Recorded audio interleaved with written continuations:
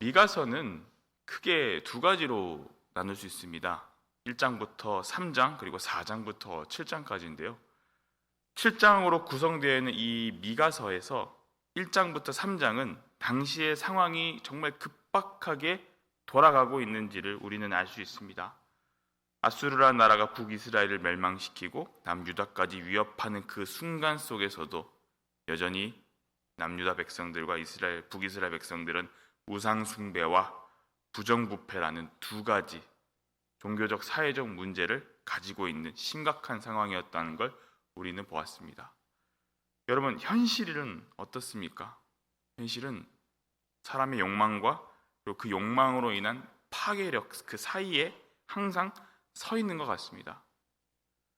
무언가를 빼앗고 무언가를 이루려고 하는 그 인간의 죄성, 그게 현실에서 얼마나 많이 우리가 보고 있습니까?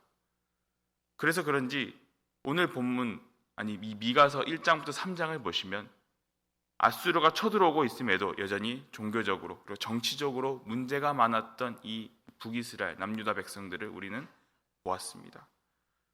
그런데 4장부터는요, 여러분, 미가서의 어조가 조금 더 바뀌기 시작합니다.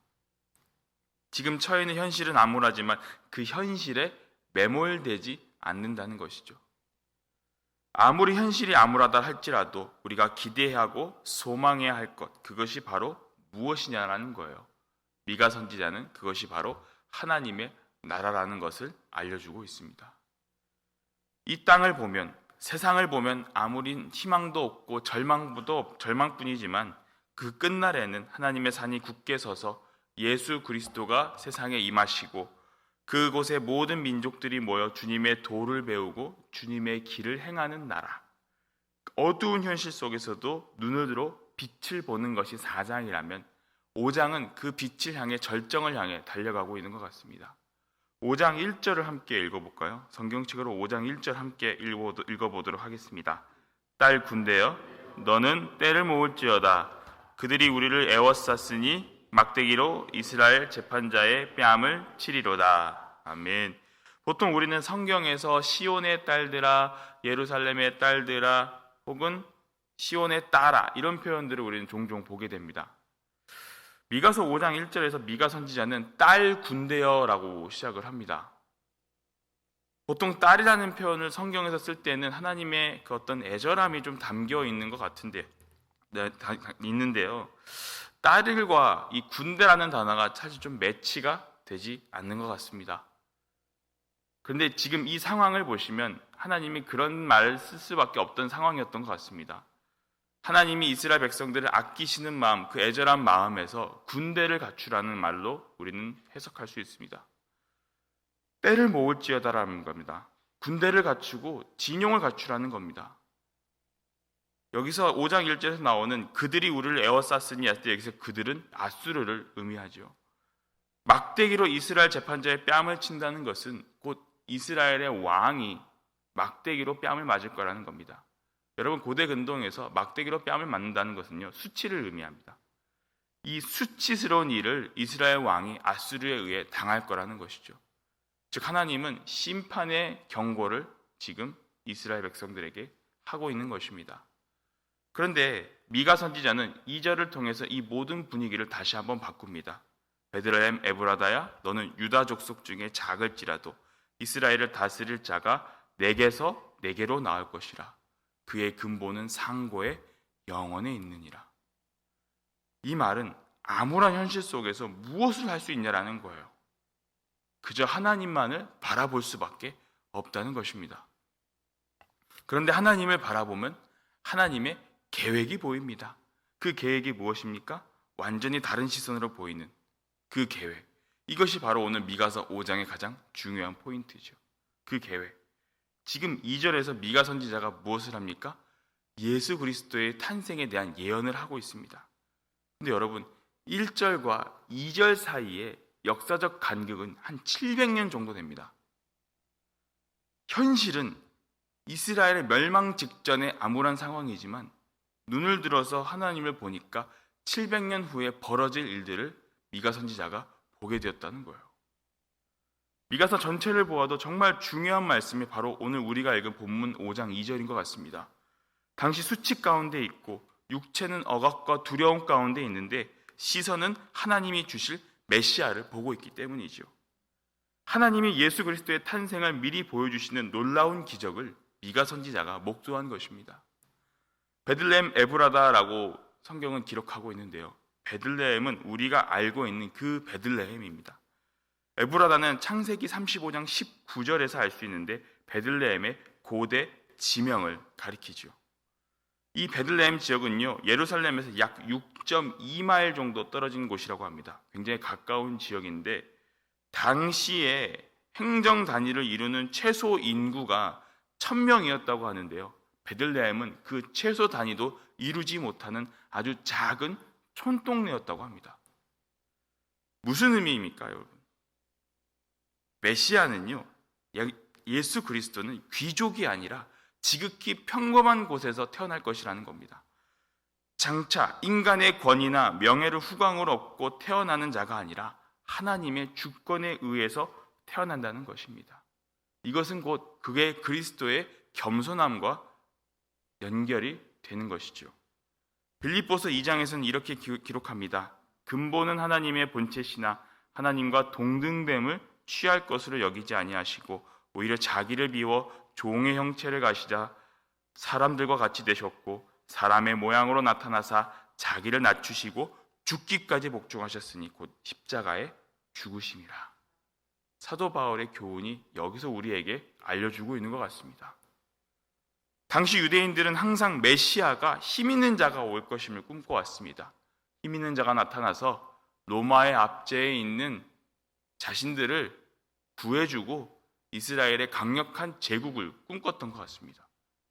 하지만 그것은 인간의 생각이었다는 거죠.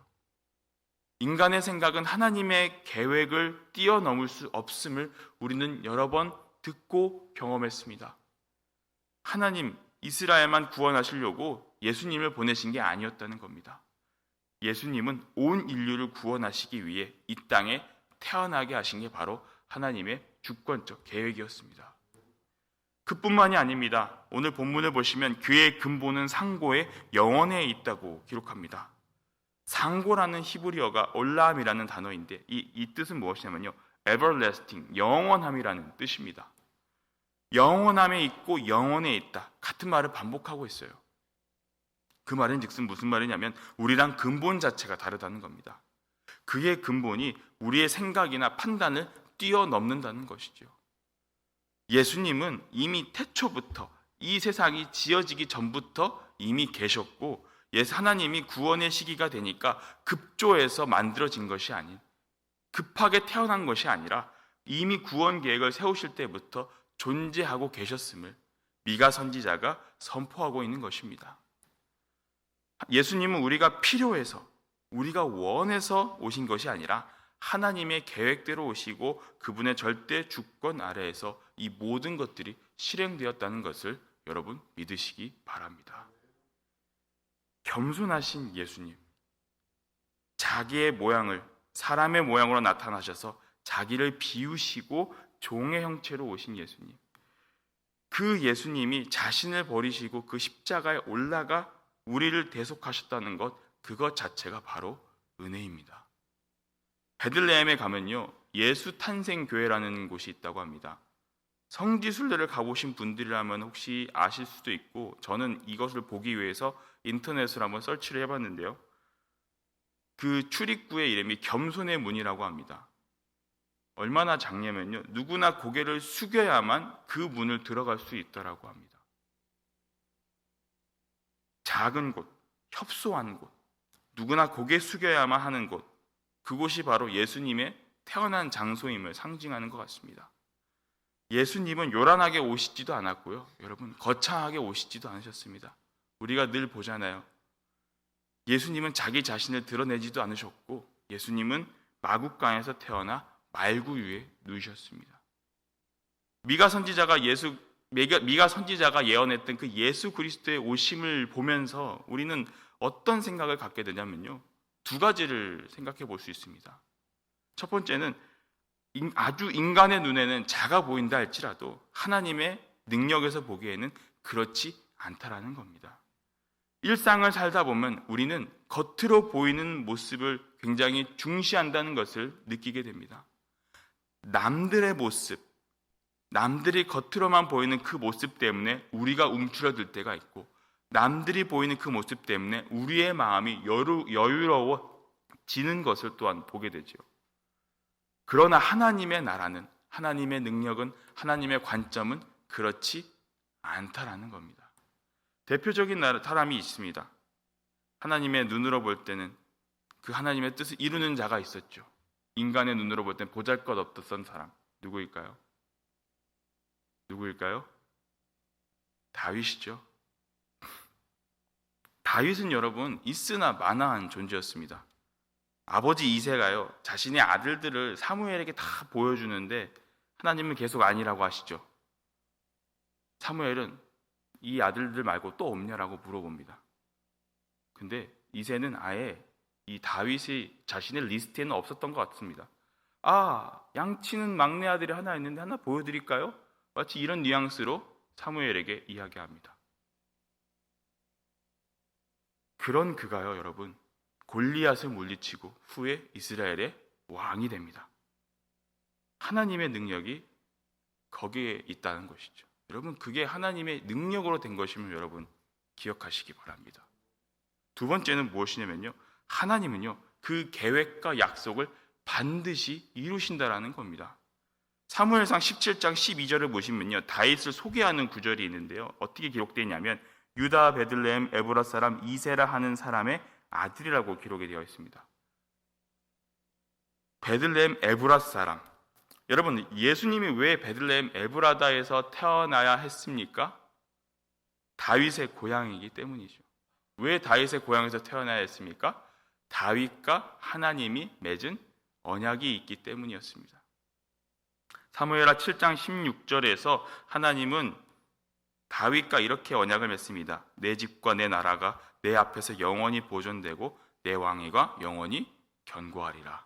이 하나님의 약속은 비록 다윗이 죄와 허물이 있었다 할지라도 그 약속을 지키시고 이루시기 위해 다윗이 태어난 고향 베들레헴에서 장차 예수님이 태어날 것이라는 것을 오늘 미가서 선지자를 통해서 알게 해주신 것이죠. 여러분, 참 신기하게도요, 열왕기상하 역대상하를 읽다 보면요, 북이스라엘과 남유다의 그 왕위의 그 계승을 보면 북이스라엘은요 200년 동안 9번의 쿠데타가 있었습니다. 9번 왕조가 바뀌었다는 겁니다. 그런데 남유다를 볼까요? 남유다는 단 한 번도 왕조가 바뀌지 않았습니다. 무슨 말입니까? 다윗의 가문이 끊어지지 않았다라는 거예요. 그것은 하나님께서 약속을 지키셨다는 또 다른 증거가 될 수 있습니다. 여러분, 우리가 믿는 하나님이 이렇게 신실하신 하나님이라는 것을 여러분 다시 한번 기억하시기 바랍니다. 오늘 미가서 5장의 약속은요, 실제로 700년 뒤에 일어납니다. 3절을 보시면 그러므로 여인이 해산하기까지 그들을 붙여두시겠고라고 기록되어 있는데요, 바로 기다림을 의미하는 것이죠. 잉태하여서 아이를 낳을 때까지 인고의 시간을 견뎌야 한다는 것이죠. 미가 선지자 이후로 예수님이 오시기까지 이스라엘의 상황은 어땠습니까? 역사적으로 보시면 바벨론의 포로로 끌려갔고 또 로마의 압제에 있었던 상황들이 있었습니다. 그만큼 암울하고 참 어두운 현실이었죠. 현실은 절망 속에 있었지만 그럼에도 하나님의 약속이 이루어지고 있었습니다. 그 기다림과 인내 속에서 하나님의 나라가 저절로 깜짝하고 이루어진 것이 아니라 기다림과 인내의 시간이 필요하다는 것을 우리는 깨닫게 됩니다. 하나님의 뜻이 우리에게 주어졌다면 우리는 그 뜻을 기다려야 될 줄 믿습니다. 지금 당장 눈에 보이지 않는다 할지라도 그 끝에 있는 하나님의 때를 기다리면서 우리가 낙심하지 않고 하나님을 붙잡을 때 하나님 앞에 진실한 신앙을 가지고 하나님을 아버지로 고백하는 자들에게 하나님의 때에 가장 큰 은혜가 있을 줄 믿습니다. 우리는 세상의 능력보다 하나님의 능력을 의지하는 자가 되어야 할 것입니다. 하나님의 능력은 우리가 가늠할 수 없습니다. 그 능력을 통해 우리는 날마다 새롭게 변해야 될 줄 믿습니다. 그것이 바로 구원받은 자의 삶이라는 것을 여러분 기억하시기 바랍니다.